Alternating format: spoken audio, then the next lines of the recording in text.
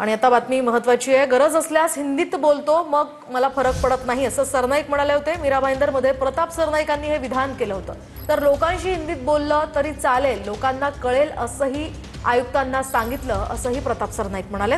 तर सत्तेची मस्ती दाखवत आहे, यांच्याकडून वेगळी काय अपेक्षा करणार असं यावर शशिकांत शिंदे म्हणाले। प्रताप सरनाईकांच्या या वक्तव्यावर त्यांनी ही प्रतिक्रिया दिली आहे। मीरा भाईंदर हे सर्व जाती धर्माचं शहर आहे। मी आयुक्तांना पण म्हणालो होतो की आयुक्त साहेब काही काळजी करू नका, मराठी हिंदी वाद जे असेल ते असेल, परंतु तुम्ही हिंदीमध्ये बोललात तरी चालेल, लोकांना कळेल। आणि मी सुद्धा भले जरी मराठी आमदार असेल तरी मी माझ्या सर्वसामान्य जनतेबरोबर ज्या ज्या वेळेस हिंदीची गरज असेल त्यामध्ये हिंदीमध्ये बोलतो, काही फरक नाही पडत मला।